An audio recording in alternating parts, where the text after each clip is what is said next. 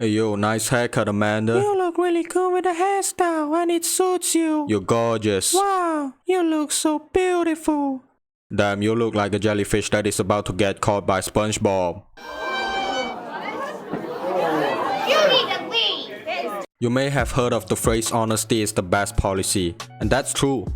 Most of the time. Now let's take you down the memory lane when you accidentally broke your mom's favorite vase. Your mom asks you who made her vase turn into debris. You blame it on the dog. I know the dog can't jump that high cause look at it. He's fat. Like your mama. And thus, you were forced to admit it with tears in your eyes cause you can't keep playing the blame game since the vase didn't have suicidal thoughts. Oh, come here, my sweet innocent baby. Your mom hugged you in a warm chest as you cried. And the end. That was the Disney ending. Pulling out a belt and whooping your ass till you couldn't be recognized by your friends was the realistic outcome for being honest. If you kept denying it, there would be a small chance for your mom to call the dog a naughty boy for committing the crime he didn't even commit. And this story teaches you to know when to be honest and when to tell a lie bigger than the destruction of the eruption of the Pompeii volcano back in August 24th, 79 AD. Let's first look at the rainbows and sunshine of honesty. Honesty helps to build trust. Example, you are new to a working environment and your colleagues are treating you well, but you still sense that they are not as open to you as you imagine. The best way to build up their trust is to open up your heart and tell them some of your past life stories. By listening to your fucked up tale about how you accidentally sabotaged a couple's relationship and got the man's girlfriend, and obliviously messed up the situationship and lived your miserable life for the next few months, they will still make room for your honesty and give respect to your bravado despite the fact that they might think you were a horrible asshole. And if you want people to like you even more, just be real.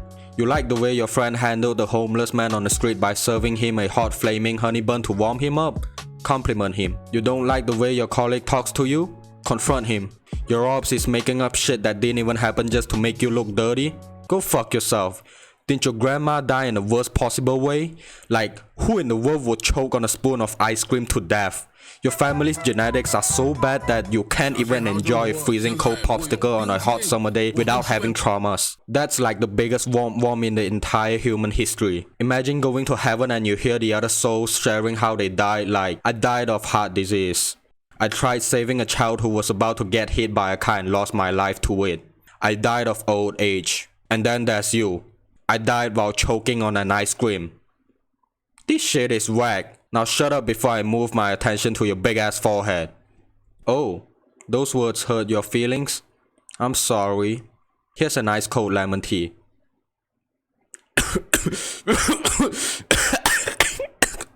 Alright, let's be real here. Being too brutally honest may brutally get yourself killed. Like politicians when they accidentally get a truth that is not supposed to be revealed emerge even just a little bit to the surface of the iceberg, and boom, he's gone the next day. Not in the cabinet anymore, not to be seen ever again. And as a professional honest man myself, I have some experience in fumbling girls for telling the truth. My words were sharp as an arrow, straight to the point, and it pierced through the heart of the bullseye. I thought she wanted me to give my honest opinion, and that's why I told her she has too much makeup on her face and she looked inauthentic. And she was mad at me. Bruh, I'm just telling the truth. Remember those annoying girls on some podcasts? They're the type of girls to describe Lizzo as beautiful, a queen, body positivity, and she slays really hard.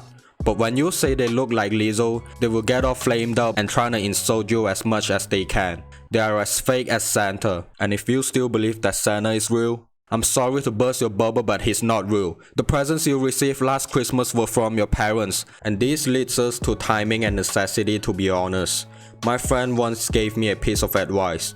To be a good survivalist, you have to be 40% honest and 60% dishonest, which at first sounds kinda messed up, and until today, it is still toxic to think about it. However, what he said has some truth in it. You can't always be honest to everyone cause first off, are they gonna be honest to you as well? And secondly, even if they are honest people, how do you know your honesty isn't going to backfire? So I say 70% of honesty and 30% of insincerity will do. I know this may sound like scratching a non-stick pan with a metal spoon, but it will help you in the long run once you apply it the right way. Look, I'm not telling you to be a fake person wearing a mask while concealing a knife behind your back. That's just not right. You're just being straight up evil. What I'm trying to say is you shouldn't tell everyone about everything. There are times to be honest and there are times to be dishonest. But where is your honor? Dishonor on your family. Honor died on the beach. Dishonesty doesn't go together with honor, but what we are talking right now is optimizing our survival skill. Honor is great, but it is subjective to everyone and it's another topic for another day. Anyways, be true to yourself. If you don't like something, express it. But when it comes to sensitive people, just keep it to yourself. Especially girls. They're not like your typical male friend group. No racist or homophobic or even the tiniest offensive description cause you don't want to fumble your chances. You have to tread lightly. You don't want to be scaring the hoes. And by all means, keep your deepest secret with you until the day you are being descended into your own grave. Do not let the skeleton in your closet sleep. No one wants to hear you had a sexual intercourse with your house cat. Basically, just be honest when you have nothing to hide and only lie when you know shit will hit the fan if the truth is leaked. There's a fine line between honesty and discretion, and both of which require thoughtful judgment and a genuine concern for the welfare of others. Before I end this video, I'ma be honest with you, I am being both authentic and lying at the same time. So if you have too much spare time on your hands, feel free to pick out which 70% and 30% are truths and lies. I can be a really good liar sometimes.